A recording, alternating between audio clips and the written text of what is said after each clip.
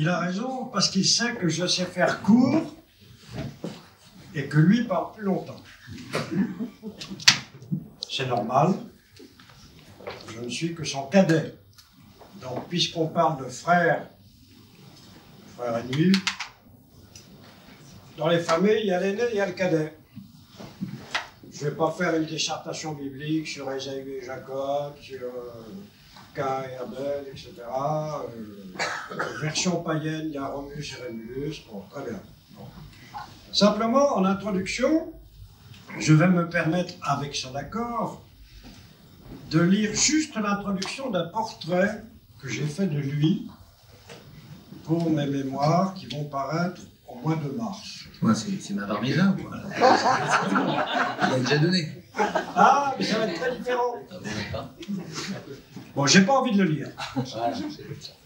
Nous nous sommes connus à l'aéroport d'Orly. 95, je suis évincé de mon poste d'aumônier du monde politique, je dirais pas pourquoi. Les mémoires sont pas faites pour régler des comptes, et je m'en garderai bien. Et donc, en 97, je suis nommé aumônier de l'aéroport d'Orly. Ça n'a qu'un avantage, au départ, c'est que c'est mieux payé que quand on est speaker de l'Évangile. Parce que c'est un établissement semi-public, donc on a un salaire un peu plus convenable. C'est peut-être la raison pour laquelle je n'ai pas mis de gilet jaune ce soir. En tout cas, j'arrive à ce poste, et le premier coup de fil que je reçois, c'est quand le rabbin Korsia, à quelle heure est ta messe, me demande-t-il. Je lui dis. Il vient à la messe et il m'invite à déjeuner. Donc j'ai trouvé un confrère. Je peux partir de la fraternité en parlant de la confraternité. Nous étions tous les deux représentants de Dieu auprès du personnel d'aéroport, des voyageurs, des pilotes et de toute cette petite ville commerciale que je découvrais. Alors, ça a été le début. C'est lui qui a fait le premier pas. C'est bien vrai? À vous la parole. Jusque-là, oui. Le problème, c'est que une fois que tu me la donnes, je suis passé au de la rendre. C'était une grande histoire. Et en fait, on se trouve des fois, et c'est pour ça que le sujet m'être intéressé, frère, frère ennemi, il y a toujours une tension. Moi, je ferai une dissertation biblique. Je pourrais vous raconter toute l'histoire de la Bible que comme une histoire de frères qui n'arrivent pas à se trouver ou qui se retrouvent. Caïn et Abel, par exemple, ouais. Ça finit plutôt mal pour l'un des deux. Ouais. Ensuite, il y a les 3 enfants de Noé, ils ne sont pas du tout d'accord. Il y en a un qui est maudit par le père. Les problèmes de famille, c'est terrible. Enfin, toi, tu en connais moins que nous, que nous sommes mariés. Toi, déjà, tu as déjà la moitié des problèmes en moins. Ensuite, dont acte. Ensuite, Isaac et Ishmaël. Ensuite, Abraham et Lot, neveu. Ensuite, Jacob et Ésaü. Ensuite, Joseph vendu par ses frères. Enfin bref, c'est une catastrophe. Et c'est comme si on nous expliquait que toute l'histoire de l'humanité, c'est comment chercher un frère. C'est-à-dire comment chercher à faire de chacun et de chacune de celles et ceux qu'on peut rencontrer des frères et des sœurs. C'est Joseph qui dit ça. Joseph est pourchassé par ses frères qui veulent sa peau. Vendu. Oui, avant qu'ils ne le vendent. Ils sont jaloux. Ils sont très jaloux de lui. Et Joseph, malgré tout, obéit à son père qui lui dit « Va vers tes frères. » Et c'est le cadet. J'arrive.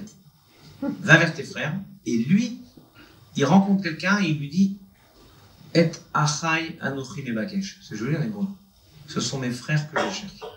C'est-à-dire, je cherche malgré tout à construire une fraternité. Quand j'ai rencontré le père Zamoranté, comme il vous l'a raconté, hein, même s'il aurait pu aller plus loin, et le fait que juste après, il a organisé une crèche. Une crèche à Orly avec le cardinal Lustiger, oui. Qui lui a dit « Où sont les cadeaux, monseigneur ?» Oui, parce que ça l'énerve beaucoup. Qui m'a dit, il m'énerve un peu. Je lui ai dit, écoute, je peux t'aider si c'est que ça. Et j'ai mis une kippa sur l'un des 3 rois mages, qui semblait effectivement l'agacer. Mais c'est pour faire plaisir à mon ami. C'était une crèche de Castelbajac. Hein. Oui. Et le gâteau était fait par Lodi Vélec. Je vous assure, il est bien ici, quoi. Et je vous assure, j'ai rencontré du monde dans ma vie, mais j'ai su qu'il y avait quelque chose avec lui. Alors, c'est un peu comme un grand frère, je me conseille sur beaucoup de choses, mais ce qui, moi, m'a soudé profondément à Alain, c'est étrange, c'est quand j'ai dû le défendre. Nous avions une émission avec Malek Chebel, et je tiens à rappeler la mémoire de Malek Chebel, d'abord parce que quand il y en a deux, il faudrait qu'il y en ait un troisième. Et Malek représentait l'islam de manière extraordinaire, il incarnait l'islam des Lumières, et même si certaines ont revêtu une robe qui rappelle la couleur de l'islam par égard pour lui, eh bien, c'est bien, je trouve, de dire son nom ici. Donc Malek était avec nous, nous avions une émission, et un jour, on recevait énormément de courriers. Et un jour, on a un courrier d'un... Comment ça s'appelle un truc franc-maçon ? Une loge, une organisation franc-maçonne, qui nous engueule en disant c'est scandaleux, vous n'invitez jamais de franc-maçon. Je parle d'où ils savent. On a peut-être des gens qu'on a invités qui étaient francs-maçons, on ne nous demande pas. Hein. C'est pas écrit là. Hein. Et donc, on dit mais c'est vrai, il y a un nouveau grand maître, on va inviter le grand maître. On invite le grand maître. Et je vous assure, c'était en direct, hein, donc il n'y a pas de... Et je ne sais pas ce qui lui a pris. Il pointe le père d'Amoran en disant « Vous, qui représentez l'Église, vous nous avez pourchassés sous Vichy. » Et là, mon sang me fait qu'un tour, on est en direct. Hein. J'ai écouté, moi, bien d'abord, vous changez de ton avec mon ami. Tout ça en direct. Et deuxièmement, vous êtes mal tombé. Parce que lui, son père, est mort en déportation parce qu'il avait caché et sauvé des Juifs. Alors, si vous voulez engueuler quelqu'un d'autre, mais pas lui. Et là, c'était quelque chose d'assez violent. Parce que il y a quelque chose de l'ordre de la fraternité, et c'est ce que je voudrais partager avec vous sur la question qui était remarquablement posée. Frère ennemi. Je vous ai expliqué que l'enjeu de toute la jeunesse dans la Bible, c'est la fraternité retrouvée. Rajoute, si tu veux, sur l'interprétation que je pose du christianisme. La dernière bagarre terrible entre les frères, c'est celle entre Jacob et Ésaü. Qui est l'aîné? Alors, ceux qui connaissent l'histoire, c'est plus simple. Ceux qui ne la connaissent pas, je vais vous expliquer le pitch de l'histoire en 2 mots. Ésaü et Jacob sont des jumeaux. Ésaü sort le premier, Jacob lui tenant le talon. Donc, juridiquement, enfin en France, parce qu'en Angleterre, le droit anglais est différent, mais en France, Ésaü est l'aîné. Bien. Un jour, il est épuisé par la chasse, et il arrive, il n'a rien à manger, manifestement, il n'a pas réussi, et il voit son petit frère, Jacob, en train de cuisiner un plat de lentilles. Et il dit, écoute, je crève de faim, donne-moi à manger. L'autre, il dit, d'accord, mais qu'est-ce que tu veux? Je sais pas, tu sais, j'ai un truc marrant qui s'appelle droit d'aînesse, je te le donne, donne-moi à manger. Tu es sûr? Ouais, je suis sûr. Donne-moi de ce rouge-là. C'est important. Il lui dit pas, donne-moi des lentilles, donne-moi de ce rouge-là. Ce rouge. Ok. Il lui donne. Donc, juridiquement, Jacob devient l'aîné. Jusque-là, ça va? Ça va. Regardez bien. Donne ma bénédiction.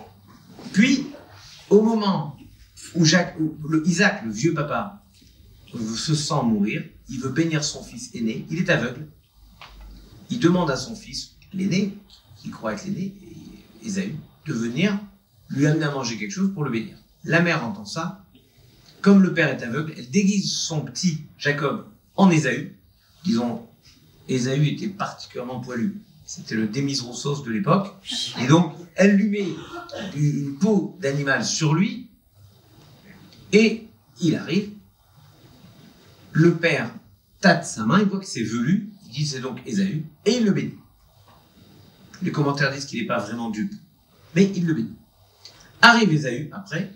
Il lui dit mais il était déjà venu. Là, ils comprennent le stratagème. Ésaü est furax et il veut tuer Jacob. Donc en fait, Jacob dit « je suis l'aîné juridique », Ésaü dit « c'est moi l'aîné, point barre ». Donc qui est l'aîné? La Bible dit Ésaü, c'est Édom, c'est l'un de ses descendants. Édom, c'est le rouge. Et Édom, dans la tradition, c'est Rome. Donc Ésaü, c'est Rome. Et Rome, c'est ton patron. Rome, c'est le pape. Pierre.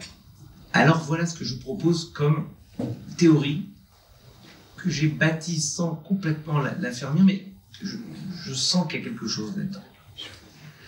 Même si j'ai déjà réfléchi à la question, je suis prêt dans le débat, on parle avec vous. Regarde bien. Donc, il y a le débat entre Jacob et Ésaü, qui est l'aîné. Si Jacob, c'est Jérusalem, Ésaü, c'est Rome.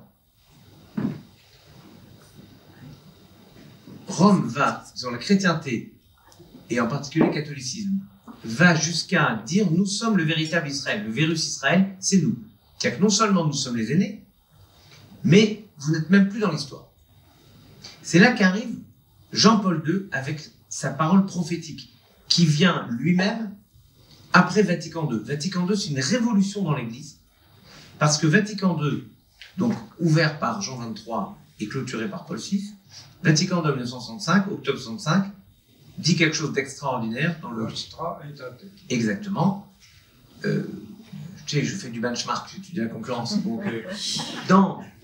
dans le 4e paragraphe de Nostra Aetate, qui parle du lien avec le judaïsme, qui commence comme ça, en scrutant le mystère de l'Église, en fait, on arrive au judaïsme. Et Vatican II va remettre au goût du jour quelque chose d'incroyable pour le monde chrétien. Attention, j'espère que vous êtes bien assis. Jésus était juif. C'est un truc... C'était indicible, parce que c'était impensable. C'était un impensé évident. J'ouvre une parenthèse. Le pape François a récemment rencontré un groupe qui était juif, et dont un de son ami qui était rabbin Bénozer. Et il leur raconte, imaginez le pape qui raconte cette histoire. Le pape leur raconte l'histoire de quelqu'un qui rentre, un juif qui assiste à une cérémonie dans une église, et le curé fait un discours terriblement antisémite. Et alors, la personne qui assiste, c'est le pape qui raconte, la personne qui assiste à la cérémonie se lève, s'adresse à Jésus en croix et lui dit « Viens avec moi, on s'en va, ici n'aime pas les juifs ». Quand le pape le raconte, c'est un point incroyable. Vatican II, c'est une révolution dans l'église, vous le savez bien. Et là, Jean-Paul II, attention, c'est très pointu. Jean-Paul II, quand il arrive en 86, 83, à la synagogue de Rome, il dit « Je n'ai fait que traverser un fleuve, mais c'est le plus long voyage qu'un pape n'ait jamais accompli. » Il rentre dans l'église, dans la synagogue, et il leur dit « Vous êtes, vous les juifs, nos frères aînés dans la foi. De mon point de vue, vous êtes les frères aînés dans la foi. » Et donc, de mon point de vue, le pape Jean-Paul II solde le différend entre Jacob et Ésaü. Après 3800 ans, il le solde. Il dit, c'est bon, c'est vous les aînés. Et c'est là que ça devient très intéressant. Son successeur, Benoît XVI, qui est un très fin théologien. Jean-Paul II, c'est quelqu'un qui comprend la force des messages. Donc, il a besoin de dire ça. C'est incroyable. Prophétique. Son successeur est un théologien. Et il dit, oui, mais les frères aînés, comme l'a très bien dit le père d'Amorandé, dans la Bible, ça se finit toujours mal. C'est toujours les petits qui gagnent contre les grands. C'est ce qui m'a permis d'être grand maître, parce que j'étais plus petit de tous. C'est pas compliqué. Non mais, regardez, dans la Bible, c'est toujours le petit qui l'emporte sur le grand. Et chez Dalton, c'est la même chose. Il y a les quatre, c'est Joe Dalton le plus terrible. N'oublie pas le roi David, quand même. Eh bien, c'est le plus petit. Dans Samuel 1, chapitre 16, quand le prophète Samuel vient demander à Ishaï, le père David, je vais prendre ton fils, il lui présente 6 de ses enfants qui sont tous très grands, très forts, très beaux, tout ce que vous voulez. Il lui dit, il y en a un autre, il dit non. Il y en a un autre. Oui, il y a le petit là qui s'occupe de faire paître le troupeau. C'est lui. Et donc, le petit. Et donc, Benoît XVI se dit, il ne faudrait pas qu'on comprenne que les Juifs sont les frères aînés, et donc ils sont supplantés dans la transmission de la foi par les frères puinés que nous sommes. Et donc, il parle, ce sont nos frères dans la foi. Benoît XVI n'a jamais dit frères aînés, il dit frères tout court. Et remarquez que, compte tenu de ce débat potentiel, et du fait qu'entre les frères, ça finit pas toujours bien dans la Bible, le pape François, lui, dit ils sont nos pères dans la foi.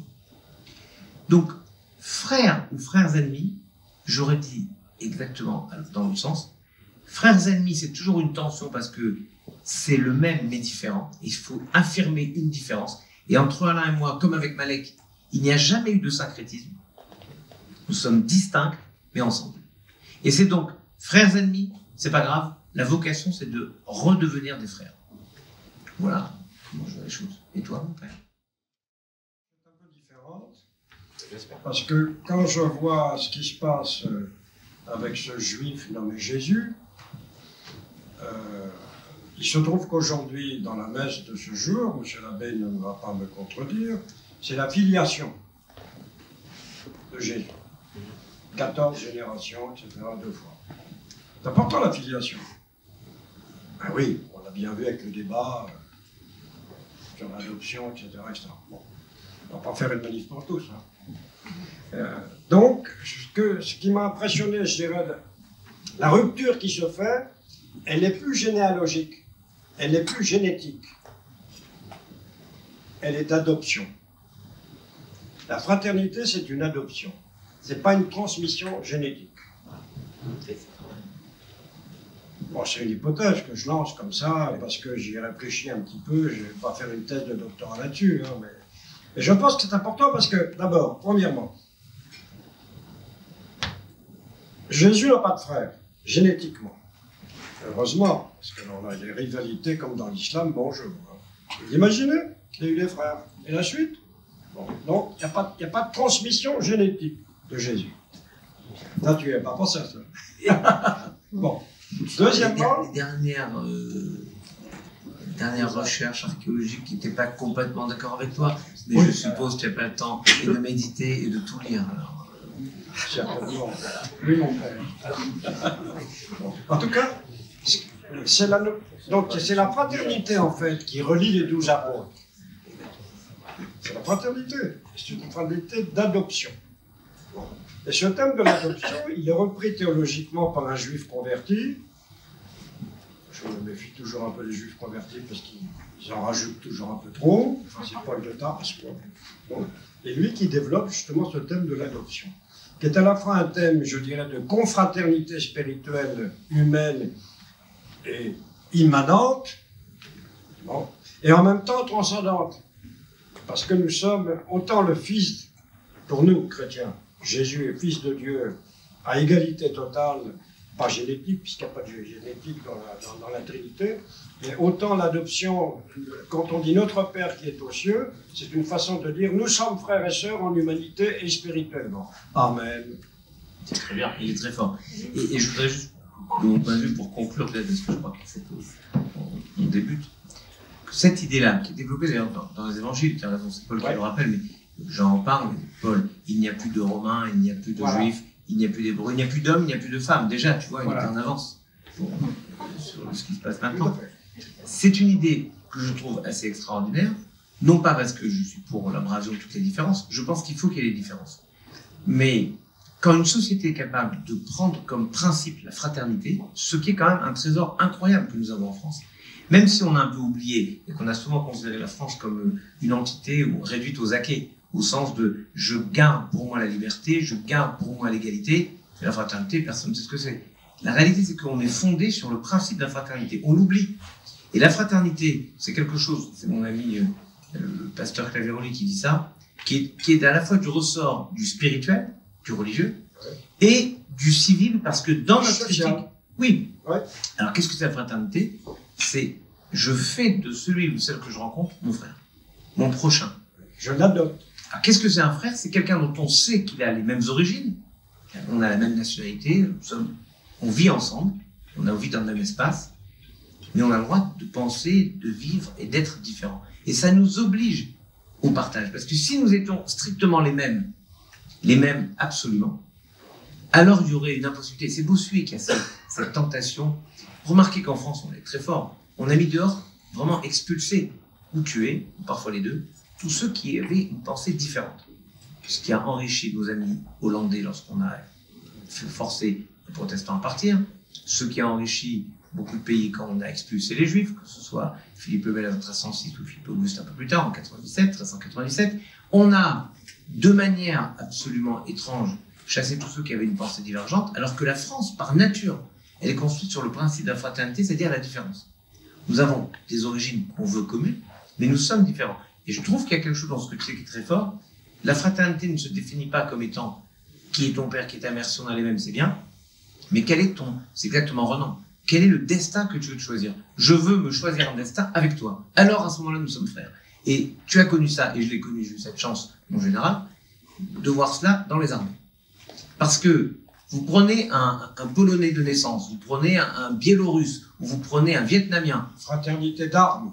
Et vous le mettez à la Légion étrangère, à l'instant où il rentre dans la Légion étrangère, il est le frère de celui qui a aucun rapport avec sa naissance, sa culture, et parce qu'ils se destinent à un futur, une exigence commune. Et ça, je trouve, c'est extraordinaire. Et les pays, je suis très honoré de saluer l'ambassadrice d'Israël. Voilà, Israël essaye de faire de son pays un principe de fraternité. Moi, je suis toujours surpris, malgré tout ce qu'on peut lire et dire à propos d'Israël. Quand vous allez en Israël et que vous voyez tous les panneaux routiers traduits en anglais et en arabe, vous vous dites, tant que les panneaux routiers qui disent toujours la vérité d'un pays sont traduits et en anglais et en arabe, c'est formidable, il y a de quoi espérer. Et je vous dis ça, alors, chère Madame l'ambassadrice, que j'avais piqué une sainte colère lorsque le français avait été supplanté en Israël par le russe. Mais il faut accepter que parfois il y a des frères plus nombreux que d'autres, et donc on s'occupe de la majorité. Mais c'est une chose assez extraordinaire dans la Bible, en tout cas, c'est qu'il y a cette force de l'espérance. Et la fraternité, c'est une espérance. Mais toujours à construire. Exactement. Qui n'est jamais fini. Et pour engager le débat qui va venir, moi j'accuse la République de ne pas avoir transmis les valeurs de la fraternité, confère les Gilets jaunes, et que la liberté n'est pas à confondre, et que l'égalité n'est pas à confondre avec l'équité. Je te trouve un peu démago parce que ici, je sais pas s'il y a 2-3 gilets jaunes, mais enfin, je les vois pas complètement. Donc c'est un peu facile. Alors, sois honnête. La fraternité, personne ne peut dire c'est à la République de le faire. Cette externalisation. C'est dans sa devise. Non, c'est dans sa devise et ça concerne tous les citoyens et toutes les citoyennes. Donc ça veut dire, il y a un problème de fraternité, c'est ma faute. C'est notre faute à tous collectivement. Parce que on l'a considéré que dans notre environnement, ben, ça allait à peu près. Il y a un effort. Ce que tu as fait, je me rappelle tes combats pour les harkis avec le général Meyer, comment on s'est bagarré pour imposer le minimum, enfin tant de choses, de s'occuper de. Tu t'es pas dit c'est fini, j'ai fait mon temps en Algérie, j'ai fini. Tu as continué jusqu'à il y a 3-4 ans. Ça continue. Et ça continue. Bon, et là, je ne partage plus avec toi directement. Mais donc je pense que quand il y a quelque chose qui ne va pas quelque part, notre devoir de frère, c'est de dire ça me regarde. Et c'est peut-être l'une des choses les plus merveilleuses qui ait pu énoncer Elie Wiesel, qui a dit l'inverse de l'amour n'est pas la haine, c'est l'indifférence. Et en fait, qu'est-ce que dit Caïn quand Dieu l'interpelle en lui disant où est ton frère? Il lui dit, il n'a pas marqué la poste, enfin il lui dit à peu près, il lui dit suis-je le gardien de mon frère? Lui, je parle responsable, ça ne me regarde pas. Ben, je pense que c'est cette fraternité qu'il faut qu'on reconstruise, et en France en particulier, une façon tous de se sentir responsables et tous de transformer quelque chose. Amen. Voilà, il l'a dit.